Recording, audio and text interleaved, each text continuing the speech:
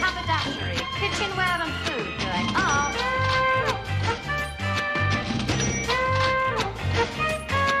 First floor, telephones, gents' ready-made suits, shirts, socks, ties, hats, underwear and shoes going up.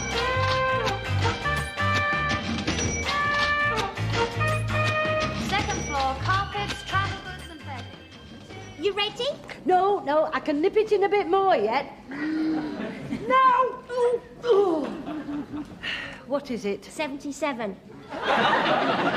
Ooh, doesn't it sound a lot in metric? Yes. Well, you put on 4 whatever they are. Centipedes, Miss Brown. Well,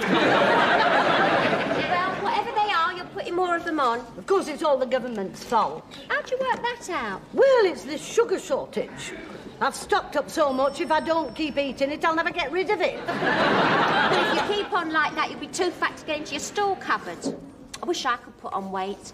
I can't understand it, you know. I have a big meal every night. I don't know how you can afford it. I can't. I have to keep going out with these fellas I don't like just to keep body and soul together. Oh, I couldn't do that. Oh, it's easy. I wear a low frock. They have a good look and I have a good nose. Yes, but nowadays they expect something afterwards, don't they? Yes, but they don't get it. Well, why do they keep asking you out, then? Well, it's rather like a fruit machine. Once they've made the investment, they keep hoping they're going to get the jackpot. They'd have to pull the handle a lot of times before they got my cherries up. Thank you very much, sir.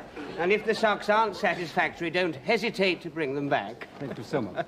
It won't make a bit of difference. Anyway, the meal cost £7.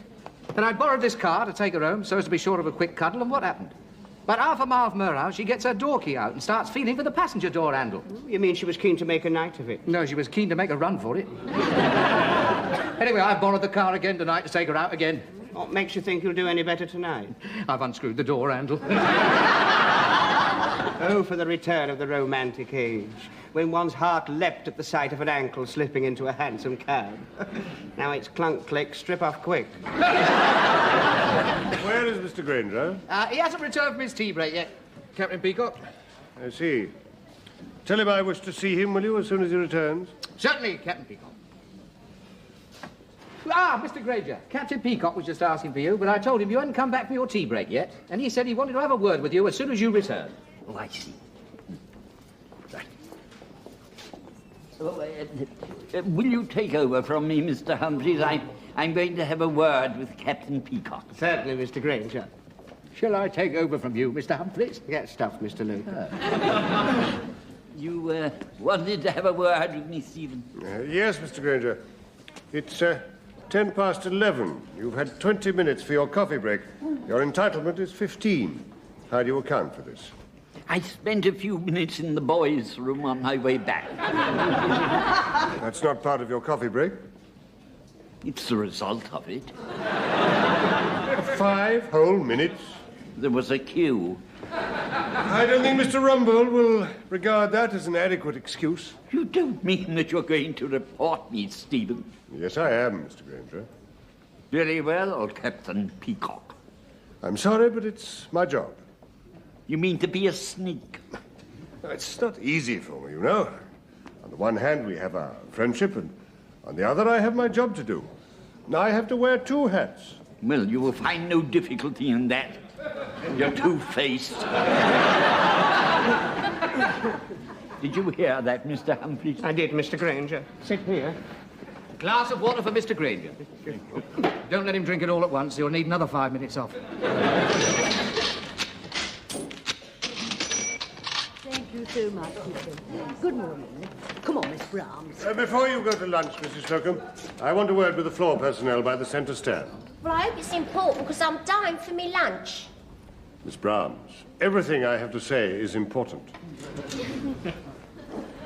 Pompous nit. Brahms, you mustn't use language like that about floor personnel in my hearing.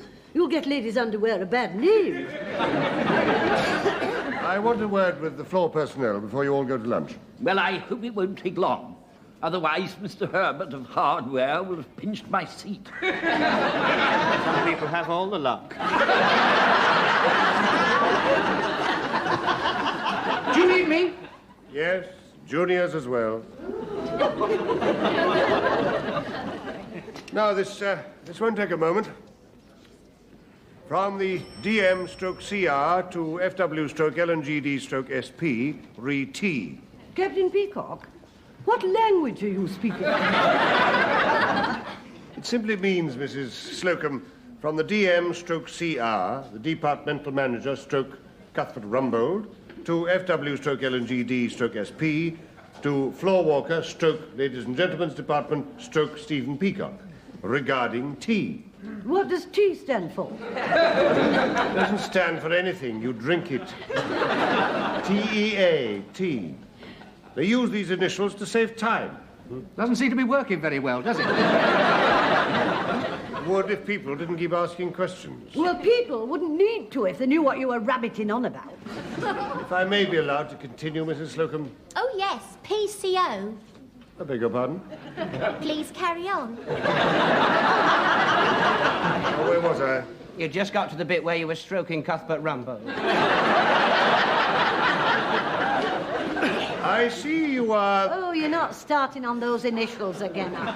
Please, Mrs. Slocum. I see you are concerned about excessively long tea breaks being enjoyed by members of the department under your supervision. I must emphasize that the said breaks are limited to 15 minutes, and to ensure no one takes advantage of this arrangement, personnel will be required in future to enter their departure and arrival in a book to be known as the E, L, and TB book. The 11th is lunch and tea break book. Visits to the toilet will also be recorded, to which end I have provided a separate book. To be known as the WC book. It's an outrage. Absolutely. Do you mean we have to clock on and clock off every time we want a cup of coffee? That is precisely the idea. And every time I want to powder my nose, I've got to stick it into a book first. That is correct. But what if it's an emergency and my biros run out? Get someone else to do it for you. It's not the same as doing it yourself. Get someone else to sign the book. It's an intolerable invasion of privacy. 1984, Big Brother is watching you. They won't be watching as well. I only have to add that this comes into effect immediately, so I hope you'll all be ready to sign the book back here, sharp at 2. Hey, hang on, just a minute. We've spent 5 minutes waiting, listening to you. Do we get another 5 minutes longer? The customers will be coming in. They will require to be attended to. What about our 5 minutes? Miss Brahms, if you add up all the odd minutes you have taken on top of your normal breaks, I think the 5 minutes are more than due to Grace Brothers. 6 minutes. I suggest that the whole matter should be discussed over lunch. Yes, let's have a disgusting lunch.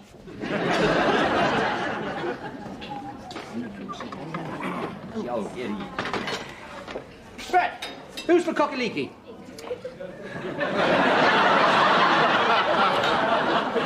Dumplings? Holmes to Newcastle? Who's the grapefruit cocktail? Mine? Where's the cherry? I ate it. You're supposed to be on a diet. I'll thank you to let me make my own sacrifices. One open sandwich. I did not ask for an open sandwich. No, I'm sorry, Mr. Grainger, but somebody nudged me in the queue and the top fell off. I'll go back and get it if you want it. I think it fell butter up. Don't bother. You're being brave, having a seafood salad. Oh, shellfish. That's supposed to make you virile. No, I don't think a couple of mussels and a shriveled-up prawn is going to do much for my performance tonight. Why? What are you doing? He's got a date with a lady escapologist. He's taking the handle off the car door so that he can bend her to his will. I always carry a tin opener. Doesn't that take a long time? No, I jab him in the hands with it.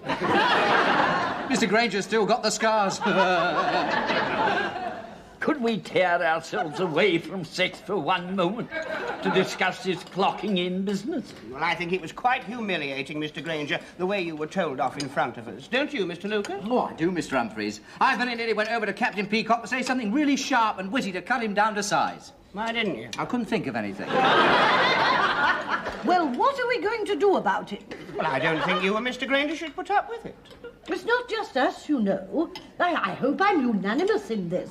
Yes, if both you and Mr. Grainger refuse to sign, the management will have to do something about it. Yeah, sack 'em. I agree with Mrs. Slocum. I think we should all refuse to sign. I agree. And I think you two should refuse to sign first. No, we must all not sign together.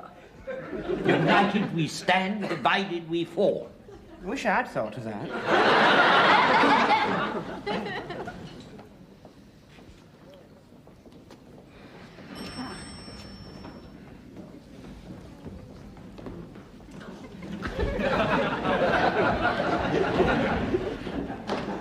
Mr. Grainger, Yes, Captain Peacock? will you come here a moment, please? We're all behind you. Off you go. Mr. Grainger, return from lunch, 1403. Would you sign, please? Sorry, Captain Peacock, but I must refuse to sign your book. I will ask you once more, Mr. Grainger. Mr. Grainger, return from lunch, 1404. Will you sign, please? Again, I shall refuse. I see. Mr. Grainger, refused, point blank to sign book. Twice. Mr. Grainger, I shall now report your action to Mr. Rumbold. But, Captain Peacock, all the others refused to sign as well. On the contrary, Mr. Grainger, I only asked you, you refused, and you will be reported. That's a brandy for Mr. Grainger. Well done, Mr. Grainger, the way you stood up to him. Oh, we shall always remember you for that, Mr. Grainger, when you've gone. But I thought that we were all going to stand up to him. I only hope I'll be as brave as that when my turn comes. Well, I think you all ought to sign something to say that you won't sign it. Don't worry, Mr. Grainger, we're all behind you. Oh, yes, we're all in this together. Only you're in it a bit deeper. Menswear. Yes. Yes, Mr. Grainger is here. I see. Mr. Grainger wanted in Mr. Rumbold's office immediately. Good luck, Mr. Grainger. And remember, we're all behind you. I think we should all go together. He only sent for the ringleader. Well, I'm not the ringleader. I just happen to be the first one out of the lift. Menswear. Yes. Yes, he's on his way. Rumbold's furious you're keeping him waiting. You'd better hurry up, Mr. Grainger. You don't want to get a reputation for always being late. You will all back me up, won't you? If you don't look sharp, you won't be here for us to back up. You know, I think you went too far defying Captain Peacock like you did. Well, we did all agree not to sign together. Well, of course, we wouldn't have signed the first time he asked us as a protest, but we would have done the second time. I think he went too far. Mind you, I'm still behind him. Oh, yes, we're all behind him. Only not so close. Have your notepad ready, Miss Ainsworth. I shall expect a verbatim report of everything that is said at this meeting. Come in.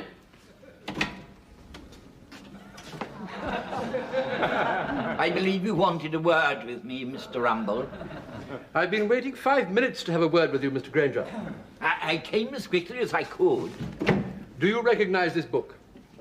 Yes, I think so. Take everything down, Miss Ainsworth. I've taken everything down. Knock, knock, come in. I believe you wanted to have a word with me, Mr. Rumbold. I've been waiting 5 minutes to have a word with you, Mr. Grainger.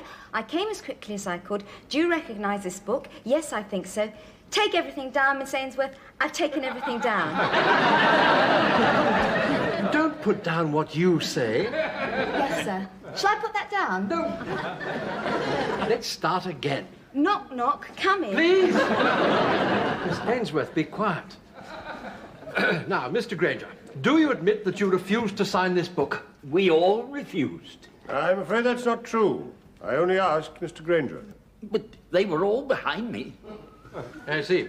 Led by you. I'm afraid, Peacock, it seems clear we must make an example in this case. I'm afraid so. One rotten apple can spoil the whole barrel. I would like to say, in Mr. Grainger's defence, that he has never been a rotten apple. Thank you, Captain Peacock. Until today. Come in. I'm in. I wish you'd wait until I say come in before you come in. I'm having an important meeting here.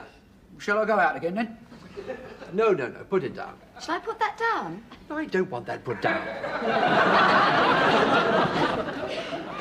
What shall I do with it, then? Put it down. I thought you said don't put it down. I don't want you to put it down. Well, I'm going to put it down. And as far as I'm concerned, you can stick it up. Don't put that down, Miss Ainsworth. Now, where were we? Never been a rotten apple in the barrel until today. Yes, Mr. Grainger. For the 4 minutes unauthorised absence, I am deducting 25 pence from your pay packet, plus a further 25 pence for refusing to sign this book. Could I sign now and save the 25 pence? No, I'm afraid not. Captain Peacock's remarks take up the place where you were supposed to sign. That is all, Mr. Grainger. The matter is closed. What about the others? That is all, Mr. Grainger. The matter is closed. Well, I think it's disgraceful, you having to pay 50p. I shouldn't stand for it. No, you should stand up for yourself and tell them where to get off. Yeah, we're behind you. I prefer to forget it. It's all been most unpleasant. Well, I think we all ought to chip in and pay Mr. Grainger's fine. I mean, after all, it's only 10p each. Ah, but he was fined 25p for being late and 25p for not signing. Now, we're only supporting him for not signing, so we should only pay half. Hold on. Now, there's a principle involved here, isn't there? Brother Grainger is being victimised because he stood up for his rightful rights. Now, it's only fair that we should stand up for him. This has nothing to do with you, Mr. Mash. Get back to your basement. It has everything to do with me, Brother Slocum. I am shop steward, and in that capacity I am convening an emergency meeting in accordance with Section 23 of the rule book. Can we do that? Of course we can. But what about the customers? You'll have to wait. It all comes to a halt when the brothers say so. Well, it's just like the mafia and the Cosy Nostril. Are you free, Mr. Grainger? Come in, Captain Peacock. Don't move, brother. You'll be Captain Peacock once. He can't touch us once I've convened an emergency meeting. We are sacrosanct. Is that true? That is true, brother. Brother Humphreys. Oh, doesn't it bring you close when you have a union? I called you, Mr. Grainger. I've been convened. Get off the floor, Mash. Unless you want everybody out from here to Harrods, I would not use that tone of voice, Peacock. Now then, we are gathered here today, brothers, to consider the case of Brother E. Grainger. So you're behind this, Grainger? No, we're all behind it. Now, as I see it, we've got two things to decide. What we want and how we are going to get it. But I'm not sure what we want. Ah, well, you're lucky you got me here then, ain't you? Firstly, we want to remove the stigmata attached to Brother Grainger. Oh, it sounds like The Exorcist. And secondly, on the time element, we want to be free and unrestricted in the cloakroom. I'll second that. And thirdly, we want a reappraisal of the whole archaic coffee break system, bringing it into line with current industrial practice. What does that mean? What does that mean? That means, brother, that unless the management meet our demands, we take action. And if that don't work, we'll escalate. Hear him. Well, now you've wasted enough time, Mash. Everybody back to work. You're out of order, Brother Peacock, and I do not want to have to reprimand you again, all right? Right. Now then, as I see it, the main point to hold out for is travelling time to and from the tea breaks, right? Your tea should start not when you leave here, not when you get in the lift, not when you stand in the queue at the counter, not even when you pay for it. Your tea should start when you sit down and actually dip your biscuit in the cup. Doesn't he speak well? Thank you, brother. I'm now about to put a motion on the table. Some of the phrases are strange. Now, I move that this meeting authorises me to put our demands before the management and to form a strike committee with carte blanche to take industrial action. Hands up, all those for the motion. Surely good. All those against? You can't vote, you've got no standing. I'm a member of the union. Where's your card? I left it at home. It makes you out of order then, doesn't it? Have they got their cards? That's beside the point. I vote. We all show cards. You can't vote, we all show cards unless you show your card. Carried unanimously. I can tell you now, Mash, there is positively no chance of us at Grace Brothers acceding to your demands. I see.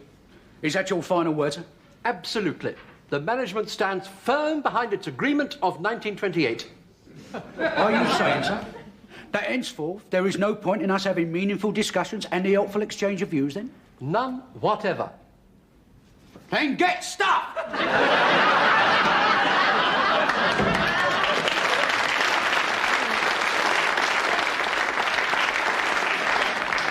Don't put that down, Miss Ainsworth.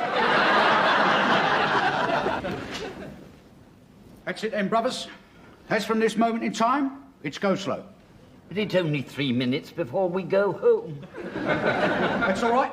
Go slow right up to the bell. Well, that's not going to be easy without any customers. In my official capacity as shop steward, Peacock, I'm ordering you to go slow. Hold that, Mrs. Slocum.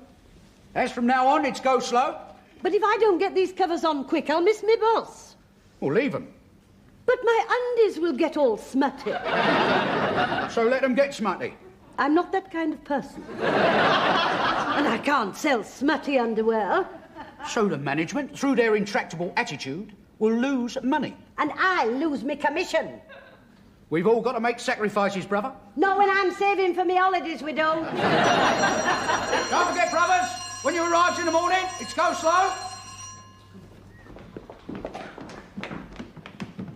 I don't like this union thing at all. It seems to be going too far. Well, you started it, brother.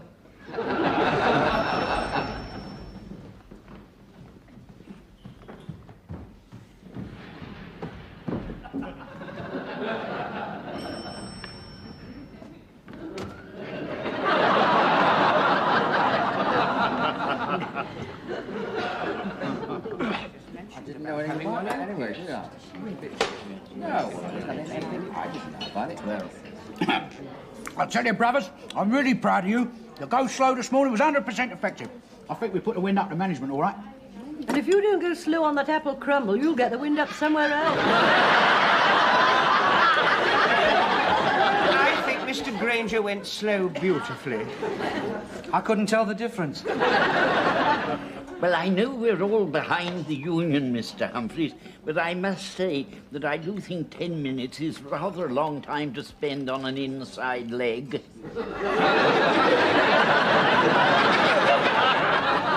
Especially as the customer only came in for a pair of gloves. Well, my end has been disaster. Your end always was. Mr. Lucas, if we weren't supposed to be united in a common cause, I would bat your ear hole. I had this Russian lady athlete in this morning. I took so long fitting her for a bra, she left me her address in Vladivostok. I mean, let's face it, it hasn't been a success, has it? I don't think Peacock even noticed. In that case, we'll have to escalate. How? Well, one of the ways of bringing our grievances to the attention of the hierarchy is to bung up the loos with plaster of Paris. Wouldn't they rather be cutting off our noses to spate our faces? Well, then we can go lightning. What's that? You drop everything without warning. Oh, I don't like the sound of that. We seem to be getting so militant and extremist. Yes, I can almost smell reds under the beds. There are no reds under my bed, Mr. Grainger. No, mind. Mind you, I look every night. Yeah, I've got it. We'll hijack the lift and keep Rumbold inside with us until the management accede to our demands. Miss Bronze and I refuse to be cooped up in the lift for days with half a dozen men. Except as a last resort. It might be your last chance. I mean, our last chance, I'm sorry. brothers, there's only one thing for it. Bung up the loos, followed by a lightning sit-in. What, in the loos? No, on the floor. And if that don't work, it's a walkout and pickets. I have been here for over 30 years and I refuse to picket. We're only doing it for you. What? Yes, if you hadn't been so insufferably rude to Captain Peacock, we wouldn't be in this mess. Right. I think we ought to vote on it. No vote needed. You give me carte blanche by a democratic majority. Come on in. Let's get down to the shop floor and confront the management. I haven't finished my coffee yet. Well, come on, then. Oh, it really is too bad. It's 4 minutes past 2. So all the old values are disappearing, you know. Is this what we fought for at Dunkirk? Were you at Dunkirk? No, but I just wondered if this is what the people who were at Dunkirk fought for. We don't have anybody who fought at Dunkirk, do we? Never mind. Ah, here they are.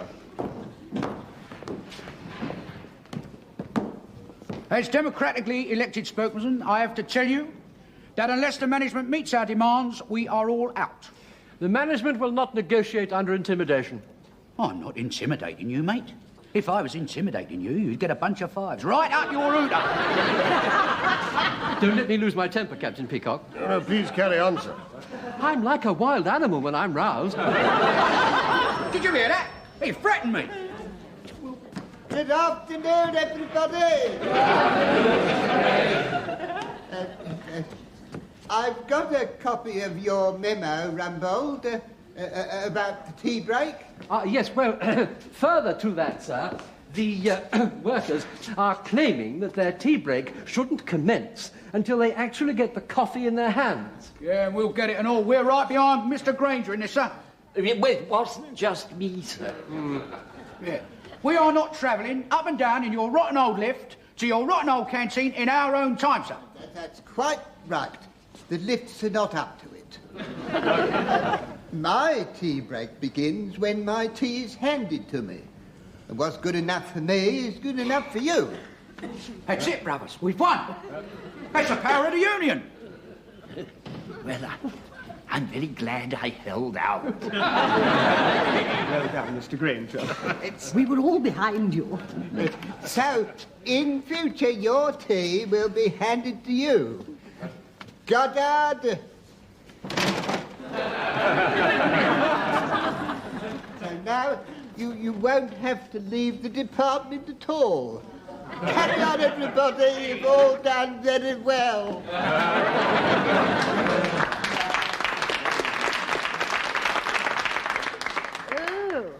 Paper cups. And you know, I always rather enjoyed my walk to the canteen. Yes, and I enjoyed my ride up in the lift. I shan't see my friend behind the counter. Never mind, brothers. We've won a great victory and lost our tea break. Mr. Mash. Captain Peacock.